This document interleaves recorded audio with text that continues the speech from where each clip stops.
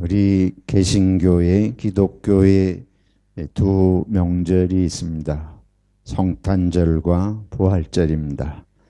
성탄절은 하나님이 사람으로 오신 예수님의 탄생을 축하하는 날이고, 부활절은 하나님의 아들이신 예수님이 십자가에 못 박혀 죽으셨다가 사흘 만에 하나님의 능력으로 다시 살아나신 것을 축하하는 날이 옳습니다.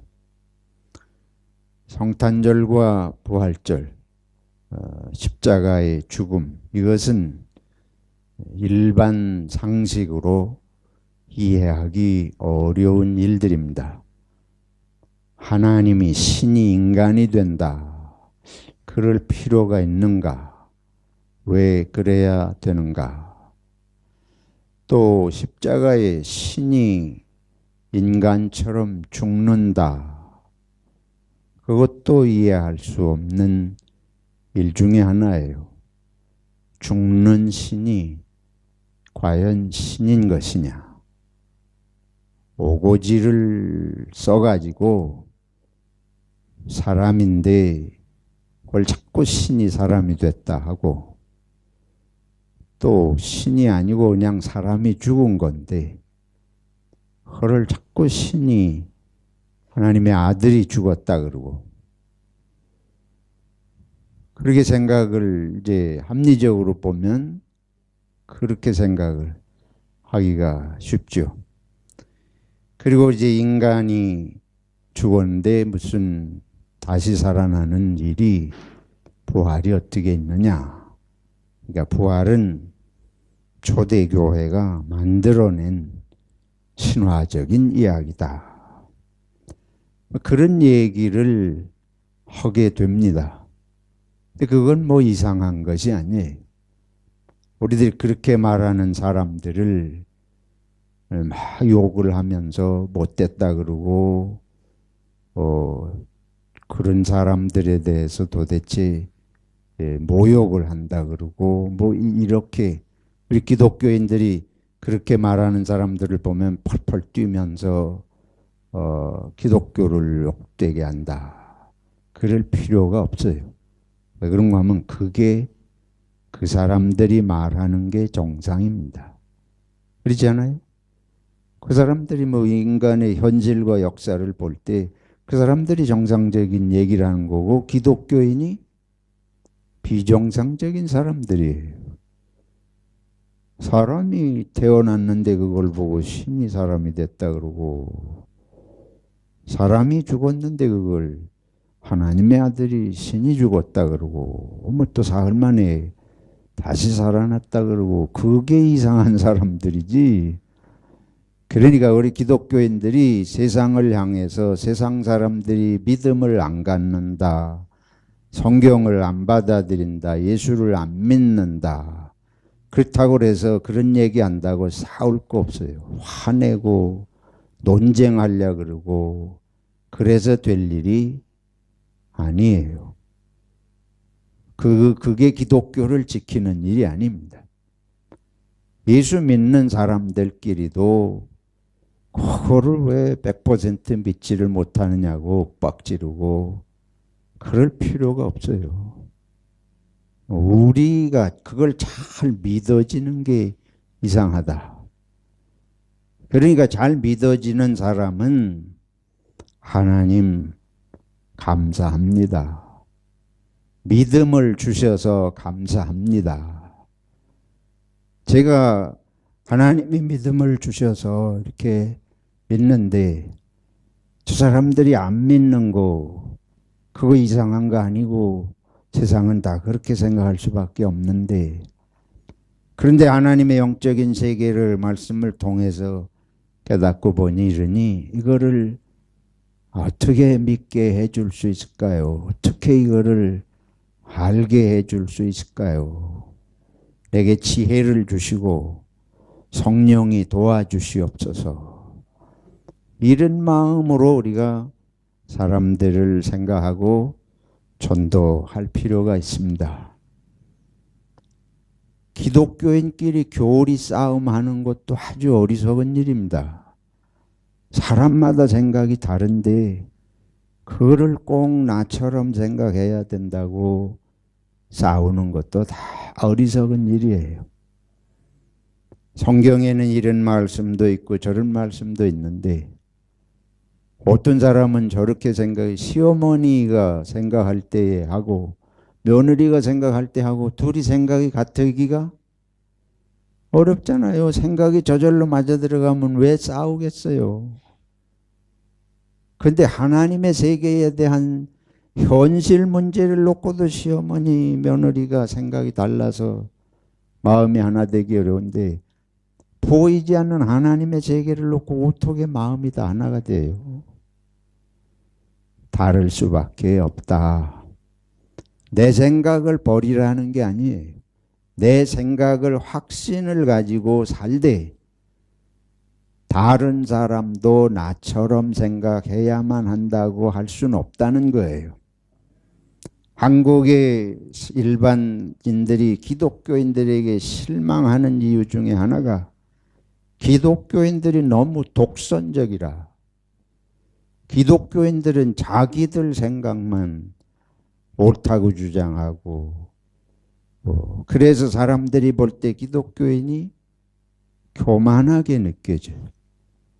저 자신부터도 우리가 모르는 사이에 그런 모습으로 자꾸 변해가요. 왜냐하면 성경을 통해서 확신을 가지니까 확신을 갖고 사는 사람이 남의 말을 잘 듣지 않게 돼요. 그렇게 되면 이게 위험선을 넘어가는 것입니다.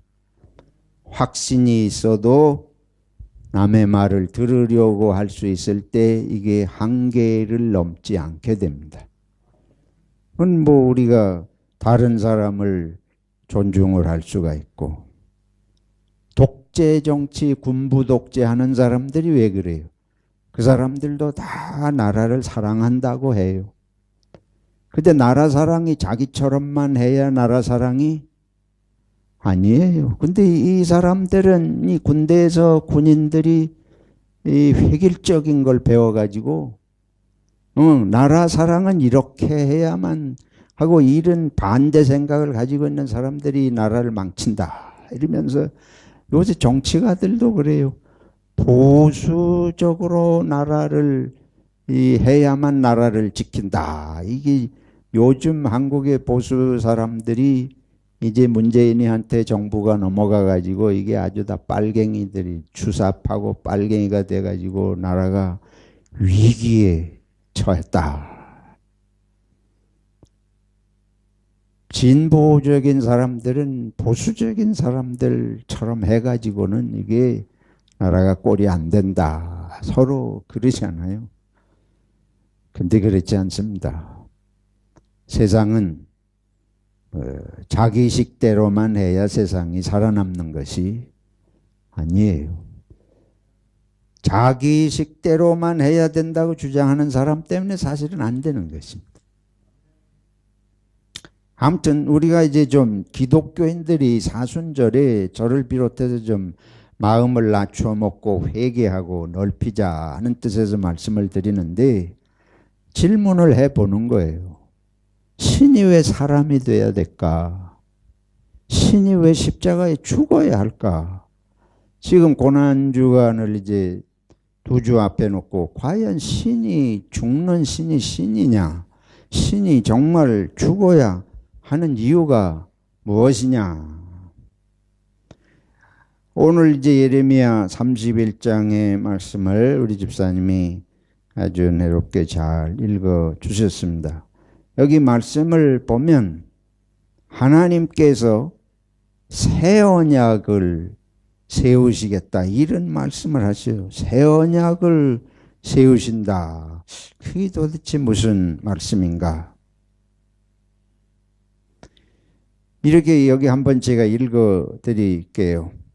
그러나 그날 후에 내가 이스라엘 집과 맺을 언약은 이러하니 곧 내가 나의 법을 그들의 속에 두며 그들의 마음에 기록하여 나는 그들의 하나님이 되고 그들은 내 백성이 될 것이며 될 것이라.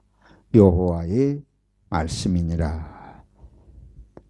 이게 이제 새 언약으로 주시는 말씀인데, 이 새 언약은 무엇을 목표로 하는가 하면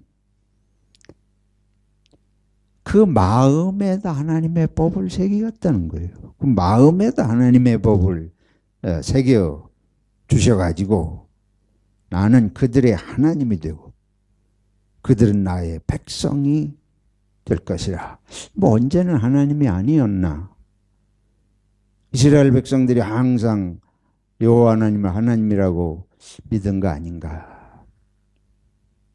근데 하나님의 말씀은 이스라엘 백성이 하나님을 참으로 하나님으로 삼은 것이 아니라는 거예요. 이게 아주 엄청난 충격적인 얘기입니다. 이스라엘 백성은 하나님은 우리들만의 하나님, 자기들 민족만의 하나님으로 생각해오고 있는데, 하나님은 아직도 너희가 나를 하나님으로 생각하지 않는다는, 어디에서? 이 마음으로는 그렇다는 거예요. 그 새 언약을 세우시는 이유는 너희가 마음에서부터 나를 하나님으로 여기는. 그러면 이건 무엇을 의미하는지 우리가 좀 돌이켜볼 필요가 있어요. 에덴 동산에서 하나님께서 선악과를 먹지 마라. 이 동산에 있는 게 모든 게 다 내 것이다. 하나님께서 아담과 이브를 누구의 형상대로 지으셨어요? 하나님의 형상대로 지으셨죠. 당신의 성품을, 당신의 이미지를 넣어서 당신의 모습으로 사람을 지으셨습니다. 사람을 가장 귀하게 사랑하는 존재로 지은 걸 말씀을 하시는 것입니다. 그리고는 동산이 다 온천지가 내 것인데, 그러나 한 가지 선악과, 동산 중앙에는 선악과를 먹지 마라. 이게 계명이에요.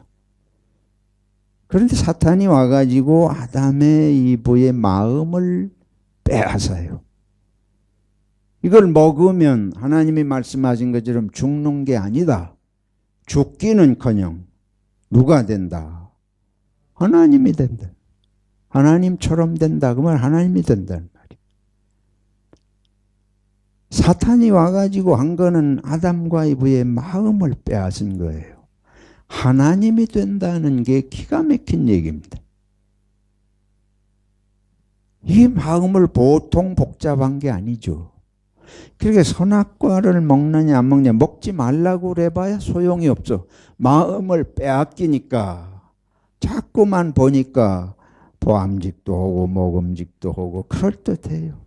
먹으면 죽는다 그러실 때, 그 말씀을 들었을 때는 그거를 조심하고 두려워했을 텐데, 마음이 홀랑 빼앗기니까 볼수록 좋아 보여요.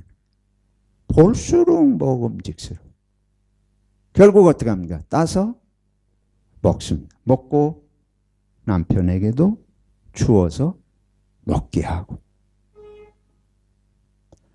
하나님이 하나님과 함께 한 모양으로, 한 형상으로 에덴 동산의 모든 것을 같이 공유하는 존재로 지으셨는데, 그거 내가 하나님이 된다 하는 거에 마음을 빼앗겨서 그걸 홀랑 뒤집어 가지고 먹어버렸잖아요.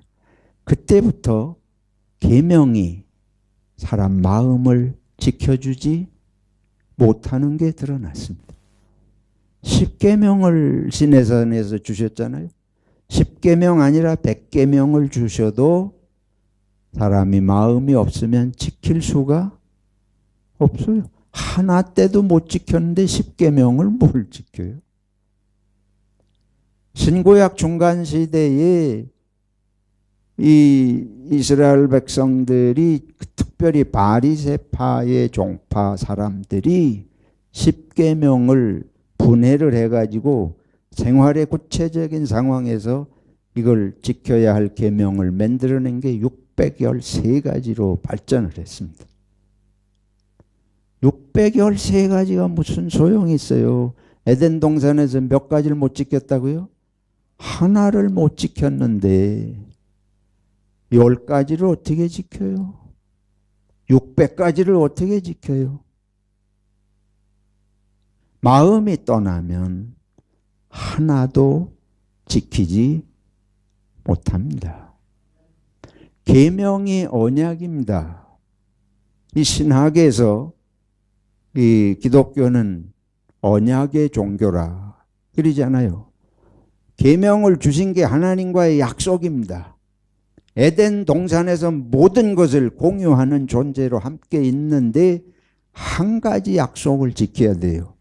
선악과를 먹지 마는 거예요. 그러면 온 천지가 아담과 이브의 것이, 하나님의 것이 모두 아담과 이브의 공유적인 것인데 그게 약속이에요. 언약이에요. 그래서 구약, 신약, 하나님과의 약속을 말하는 거예요. 옛 언약, 새 언약. 근데 옛 언약 가지고 사람이 이걸 지키지를 못했습니다.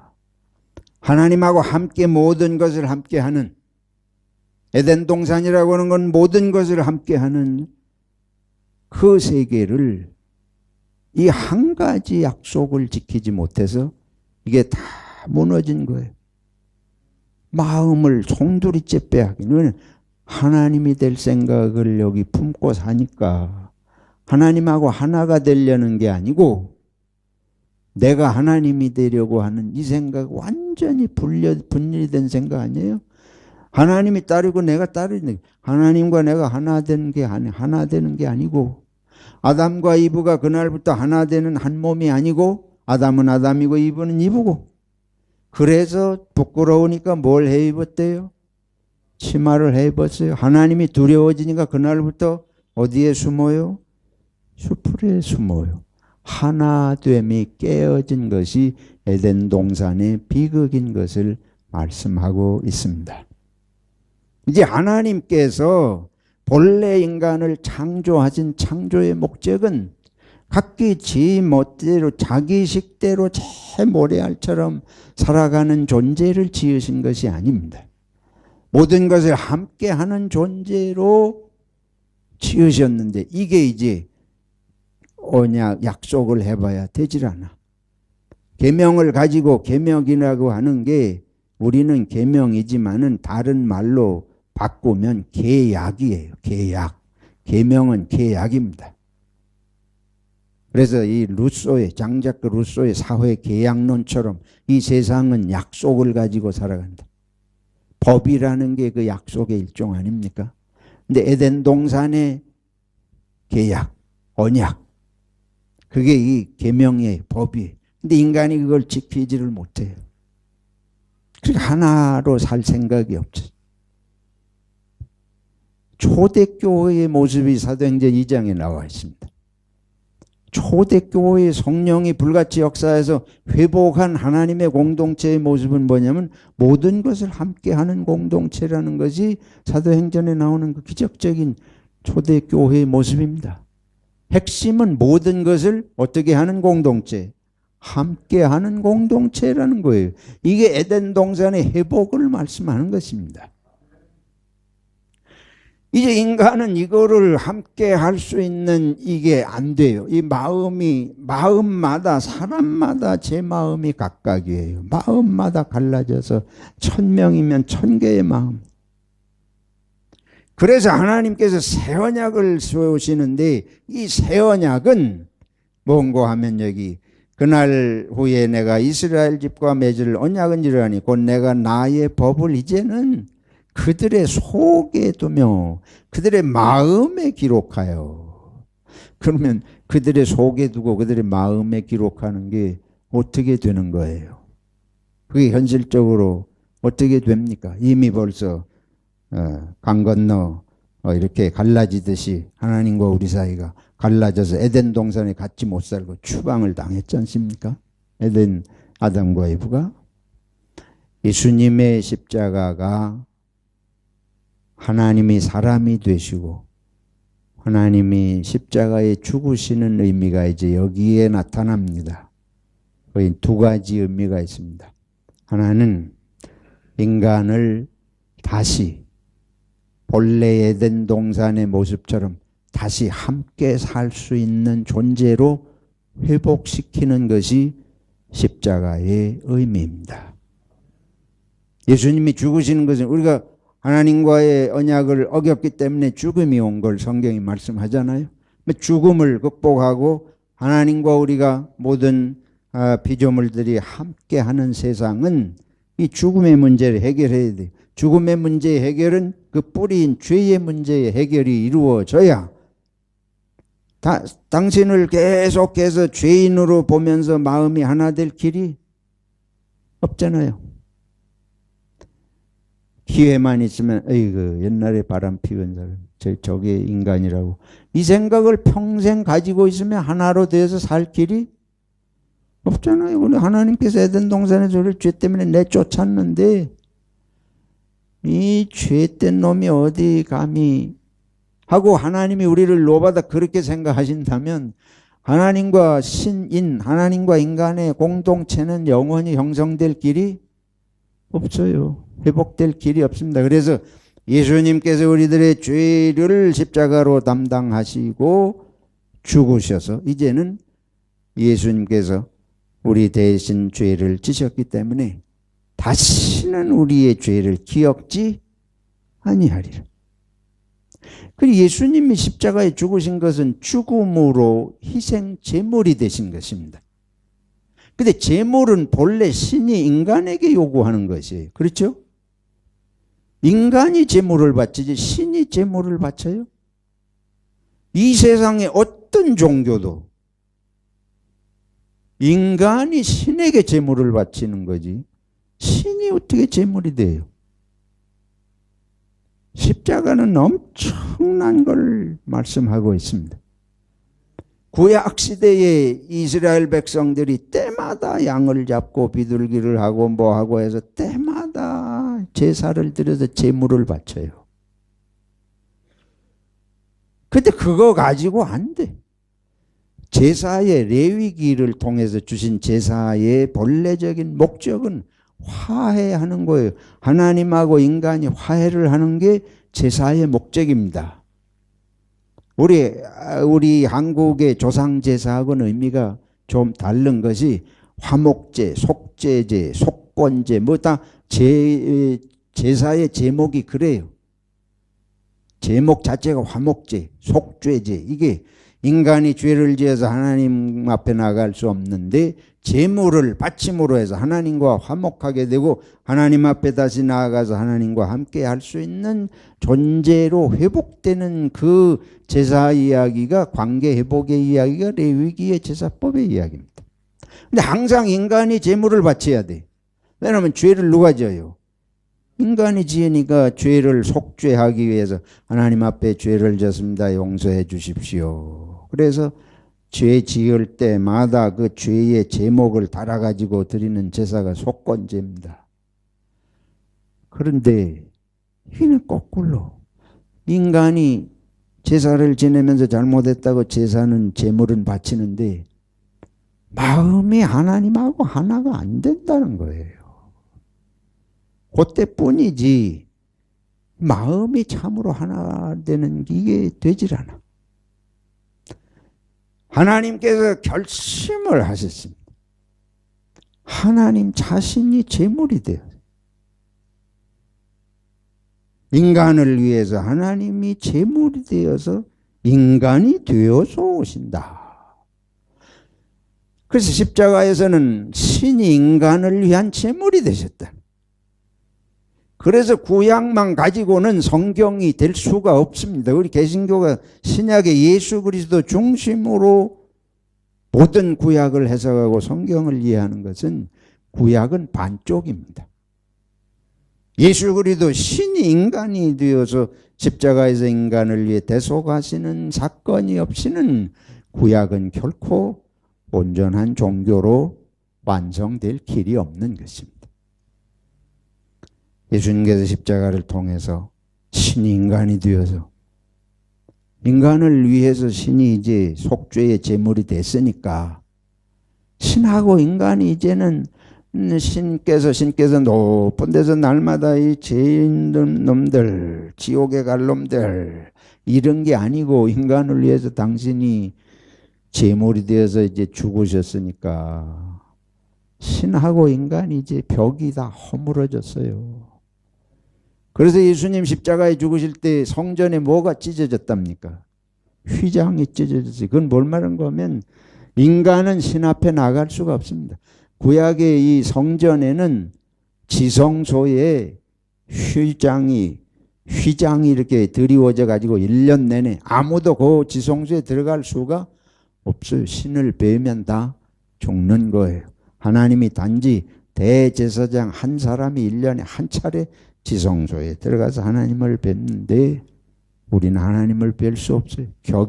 이게 완전히 벽이 있는데 신이 인간이 되어 죽으심으로 해서 이제 신과 인간 사이에 장벽이 다 사라졌습니다. 하나가 되었어요. 그러니까 거기에 더 이상 죄를 논할 이유가 없는 것이 죄를 위해서 당신이 희생제물이 되셨기 때문에 하나님은 우리를 더 이상 죄인으로 보시지 않습니다. 이 비밀을 우리들이 깨달아야 참 기독교의 신비를 이해하게 되는 것입니다. 우리가 하나님 앞에 나아가서 두려워 떨며 나아갈 것이 아니고 당신이 우리와 하나가 되시기 위해서 당신이 제물이 되어서 우리를 위해 죽으셨다. 참된 사랑이고 참된 은혜인 줄로 믿습니다. 그래서 하나님의 사랑에서 끊을 것이 없다. 우리를 위해서 당신 자신이 제물이 되어서 죽으셨는데 어떻게 끊어요? 어떻게 끊어요? 하나님이 그렇게까지 하셨는데 뭐가 우리 우리 죄를 위해서 당신이 그렇게 되셨는데 뭐가 이제 더 하나님과 우리 사이를 갈라놓고 벽을 세우고 끊을 것이 있느냐. 우리가 부부 사이에도 지금 말씀드린 대로 부부 사이에도 내가 당신의 지난날의 문제들을 다시는 기억하지 않아요. 그거 가지고 죄책감을 갖고 내 앞에 오지 마세요. 서로 그래야 어떻게 되겠어요? 하나가 되는 거 아니에요. 이게 하나님께서 십자가에 신이 죽으신 이유입니다. 그 길만이 참으로 하나 될 수 있는 얼마나 놀라운 은혜예요. 두 번째, 하나님이 신이 인간이 되어야 하는 이유. 우리 인간이 다 신이 되려고 하는데 아담과 이브도 그것 때문에 죄를 지은 신이 인간이 되어야 하는 이유는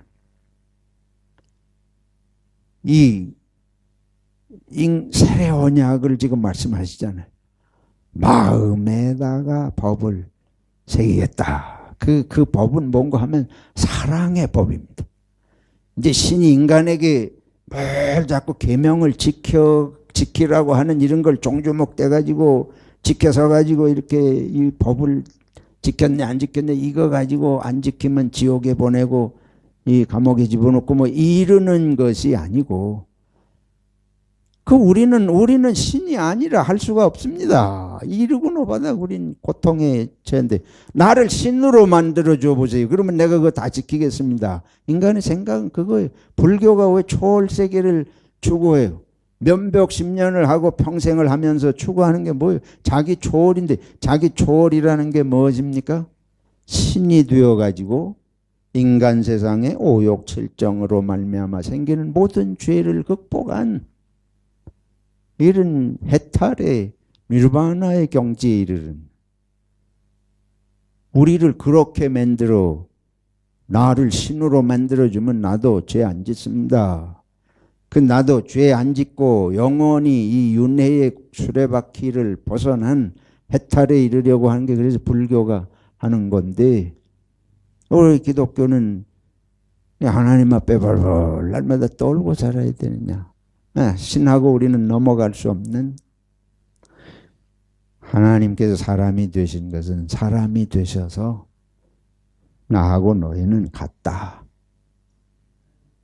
나하고 너희는 같다. 너희는 할 수 없는데 하라 그러는 거 아니고 나하고 너희가 같은 인간이 되어서 어떻게 살아야 할지 참 내 마음을 보여주고 싶다. 그래서 예수님 오셔가지고 하신 게 뭐예요? 마고 높은 자 권위가 있고 능력이 있고 뭐 이런 거 보여주신 게 아니고 천하고 병든 사람들 속에 들어가셔서 같이 먹고 창기하고도 같이 지내시고 도둑놈 같은 데도 삭개오의 집에도 가시고. 자, 우리 봅시다. 우리 세상이 이제 세상이 평화로운 길, 함께 사는 길, 이거를 강자와 약자 이렇게 나눠서 보죠. 힘이 센 사람하고 힘이 약한 사람 둘이 있을 때 누가 누구에게 맞춰야 함께 살 수 있을 것 같아요? 응? 약자가 강한 자한테 맞춰야지. 거기는 평화가, 약해서 힘이 없는데 강한 사람이 자기처럼 하라 그러면 약자는 할 수가 없죠. 어린애 보고 우리 5살 먹은 애 보고 나처럼 뛰라 그러면 이 애기가 뛸 수가 없잖아요. 그러면 같이 발을 맞춰서 가려면 누가 천천히 가야 돼요?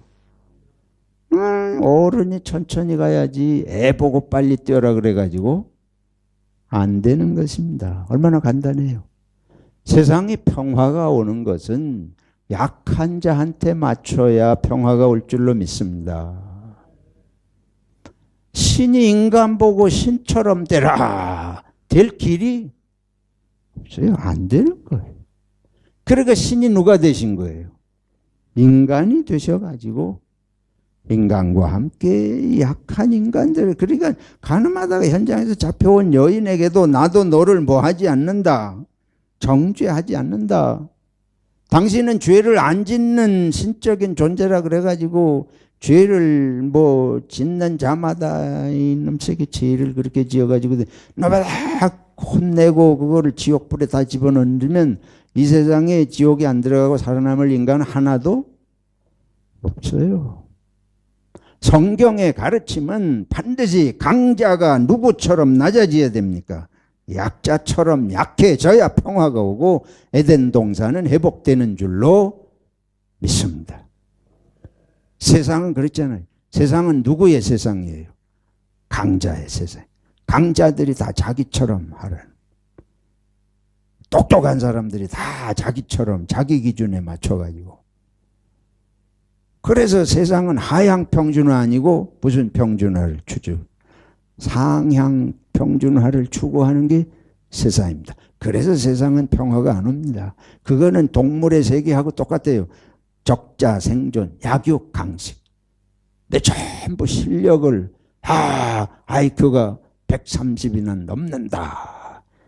제 주위에도 자기 IQ가 134라고 맨날 자랑하는 인간이 있는데 여러분,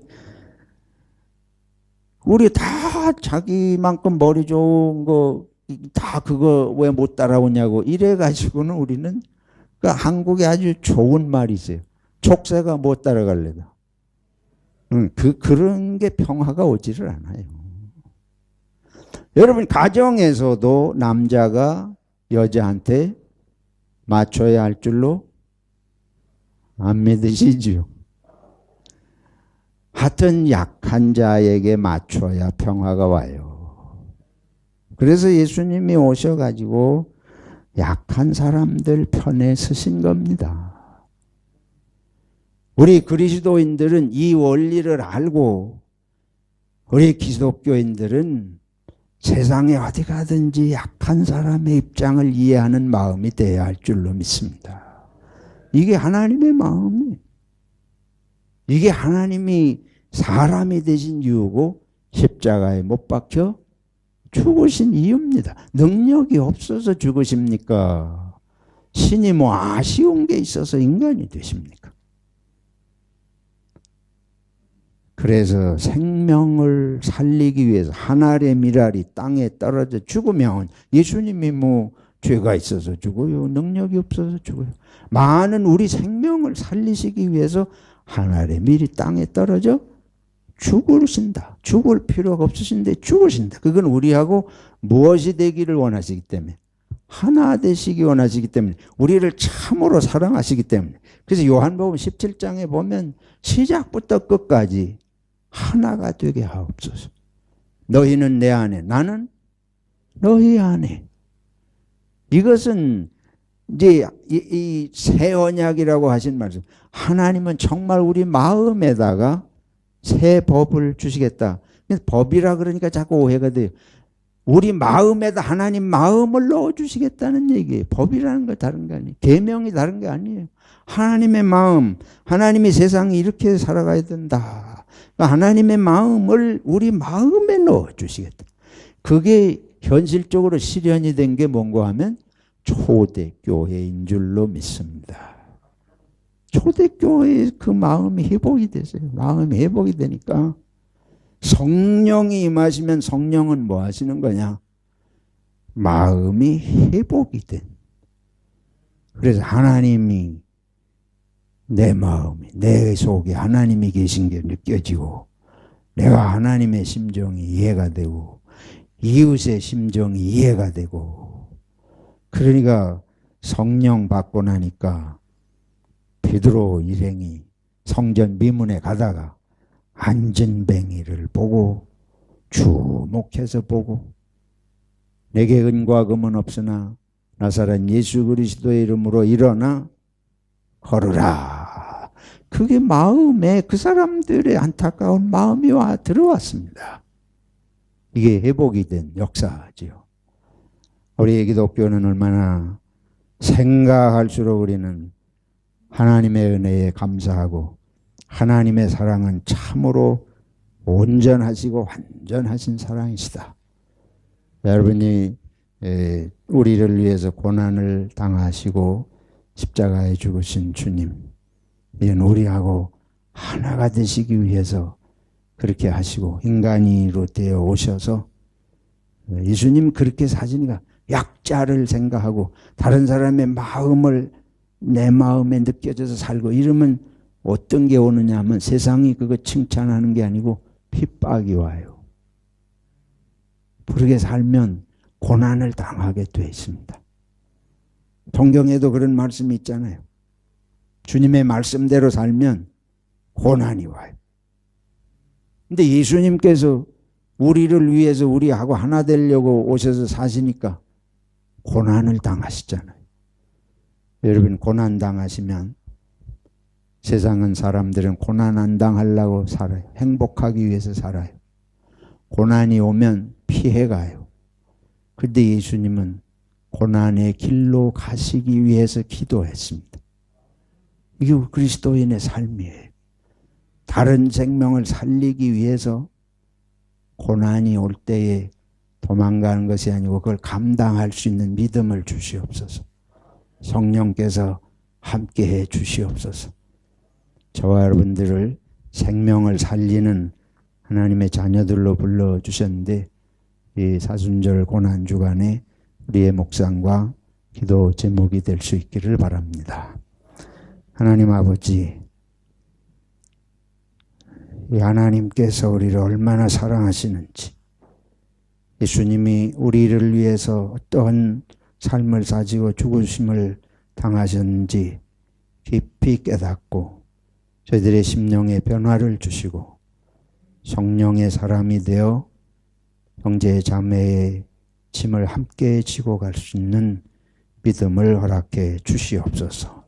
예수님의 이름으로 기도하옵나이다. 아멘.